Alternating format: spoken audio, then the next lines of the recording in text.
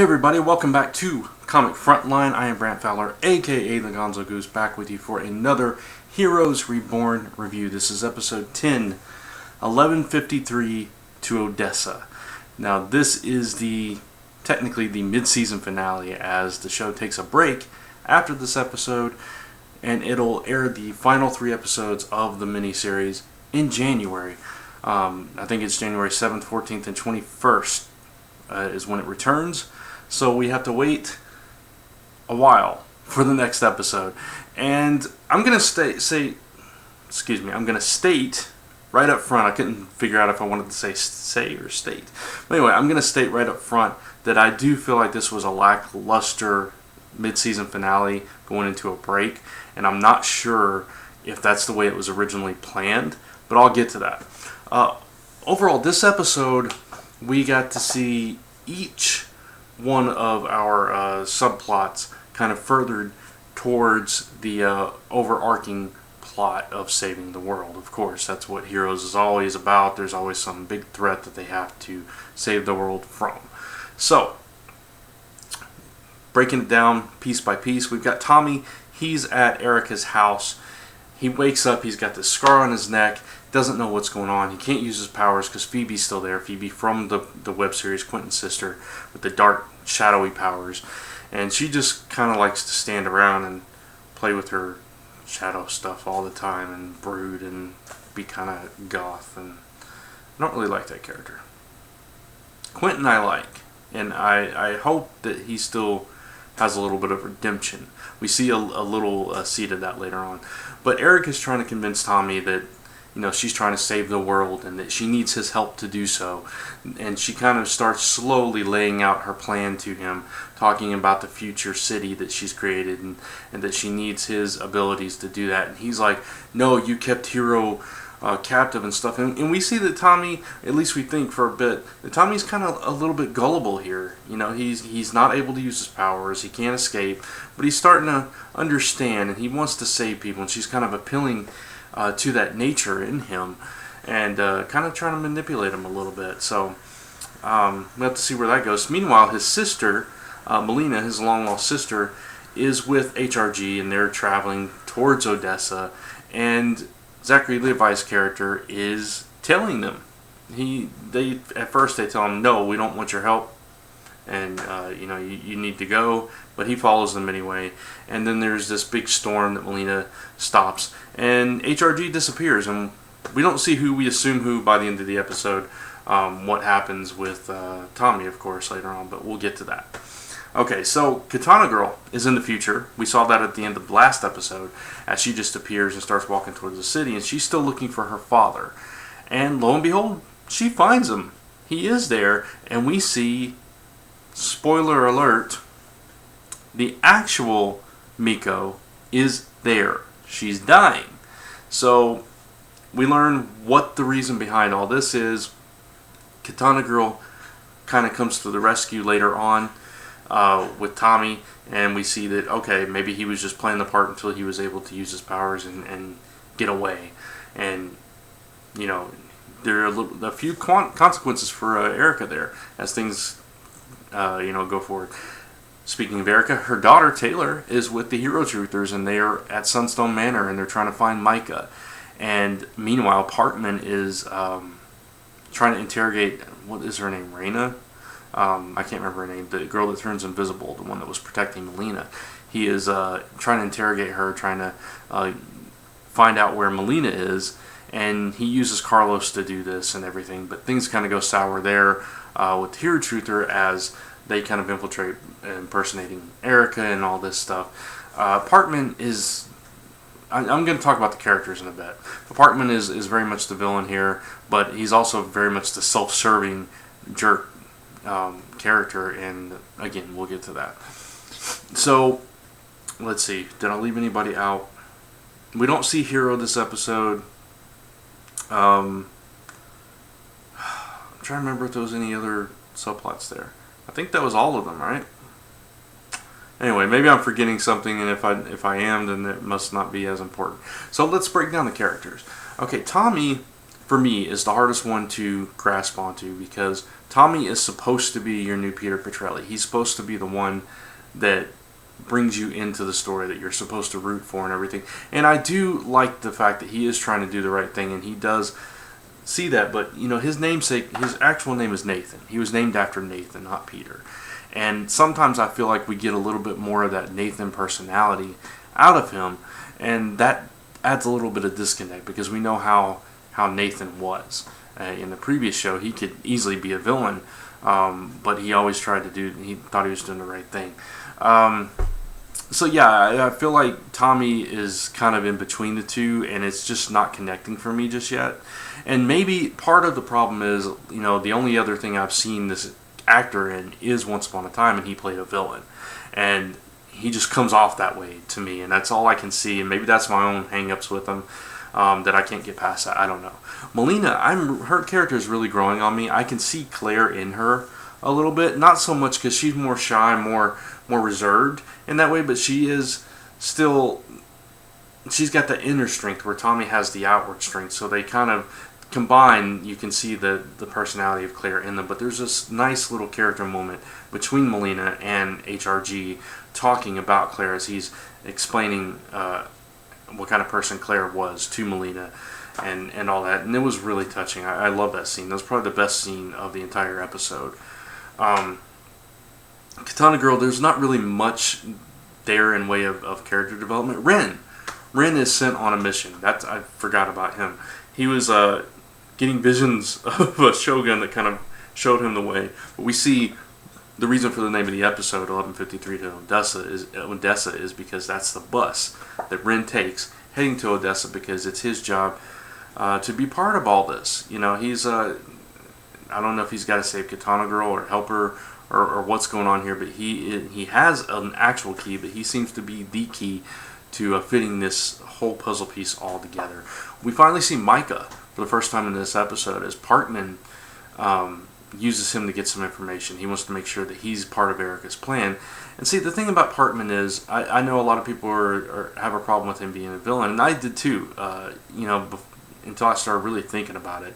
And the thing with Parkman is, he's always been kind of wishy-washy, kind of not that confident, and always gullible. And he always tried to do the right thing. He was a cop, but wasn't a very good one, and all this stuff. And we saw in the 5 years into the future episodes of Heroes that he could very well lean to that villainous side, thinking he's doing the right thing. And I feel like that's his motivation here. I think he feels like Erica's cause is just, and that's why he's going down that path. But at the same time, he's very selfish and self-serving, and he wants to protect himself and make sure he's part of this whole thing. And when you really look at the larger picture of Matt Parkman, it kind of makes sense in the grand scheme of things. It's not good. It's not the route that I wish they would have gone. I wanted him to be more heroistic, but apparently he's not. That's just his core character is kind of a jerk. So I've become accepting of that, I think. We see Carlos still. They tried to make him just really turn him into this cool character in this episode, and I'm still not buying it. I like Reina. I think that's her name. I might be getting it confused with another show, but I like her, the Invisible Girl, well enough. I like Taylor. She's winning me over, the whole Hero Truther gang. Micah is plugged in, and he's not himself. I want to see him freed and everything. Tommy, there's more to it than that. Zachary Levi's character has really grown on me. I really like him as an actor anyway, and I think his role here is really blossomed. So I'm looking forward to seeing where he goes. But again, we've only got 3 episodes left, and the way this episode ended, they're at Sunstone Manor, and they have Reina and Carlos, but they haven't freed Micah yet, and they all are being attacked by the clone army, basically, of Harris, and that's how the episode ends. That's your mid-season finale, and I felt like I honestly didn't know the episode was over. It felt to me like a commercial break. I was like, okay, let's see how they get out of this when the commercial comes back, and there's got to be some big epic ending to the episode to take us through, the winter break here. But that was the end of the episode, and I was like, really? That's how they're going to end it? There was no resolution anywhere. There was no big giant cliffhanger. It was just, okay, it's one more threat. They still haven't accomplished what they were there to do in the first place. I don't know. It felt incomplete to me. I have enjoyed this show for the most part.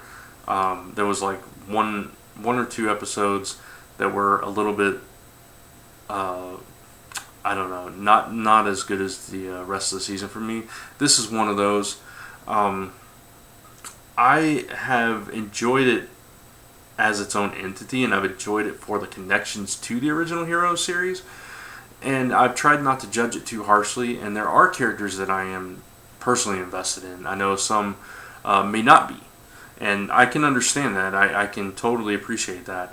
I guess I was so excited to have something in that Heroes universe that I want this show to succeed. I love this show because of that, and I'm trying to find those connections where I can. And there are some of the new characters that are appealing to me, while some of them, they just don't do it. I will admit, and I've said this in previous reviews, that there is not a single central character that really just jumps out to me like that first season of Heroes, where you had Hero, Peter, and Claire, and all three of those characters were these characters that you could relate to, that you understood, that you wanted to be invested in, and they drew you in. Each one of those characters, you could follow any one of them and be happy with that show and latch onto them. And I don't feel like we've gotten a single one of those characters out of these new recruits yet. And with 3 episodes left, we're not going to. So I'm trying to find the parts of the series that I actually appreciate and that I can really connect to, which are those ties to the past show. But also, I actually am enjoying this plot. Erica as a villain, she's not your typical, super powered villain, but she is the company villain. She's the new iteration of the company. And in that realm, I can appreciate her villainous activities in that way. She's also thinks she's doing the right thing, which those kind of villains I always tend to gravitate towards. It's the two types of villains that really intrigue me are the ones that feel like they're doing the right thing but go completely wrong about it, or those that are just so crazy that they'll do anything. And I feel like we got that with Siler, and now we're getting this with Erica. She's not Lex Luthor, so it's not quite as far as they could have gone with her. But I do appreciate the plot here. Overall, whatever. Some people like it, some people don't. I tend to like it. But for this particular episode, I did feel like it was lackluster, and it was not a great way to leave it off for, a month and a half until we get those last 3 episodes. It wasn't enough to hook me to say, oh my God, I've got to come back in January. And I'm going to, because I love Heroes and the whole universe, and I want to finish this. And I do want to see how it ends, and I do want to see if there's potential for more after this. But as a mid-season finale and as an episode overall, I have to score this one a little bit lower for me. So I'm going to give this one a 3.5 out of 5. I've been pretty consistent with like 4s, 3.75, stuff like that for these episodes. But this one gets a 3.5 for me. And maybe that's being a little gracious, I'm not sure. But, overall I think I enjoyed it well enough to give it that kind of a score. So 3.5 out of 5 for Heroes Reborn, Episode 10, 11:53 to Odessa, your mid-season finale of Heroes Reborn. It's almost over, folks, and we'll just have to wait and see how it ends. And if they do save the world, what kind of opening they leave for future stories, or what happens from here. So thank you all for watching. Let me know in the comments below what you thought of this episode, if there are any characters that you are personally connecting to, what you think is going to happen in the end, and if you do think there's potential to go forward with future stories in this Heroes universe, if you think that's even a possibility, if you think it's going to happen. I haven't looked at the rating, so I don't know how it's doing or anything like that. But also check out all the other content here on Comic Frontline.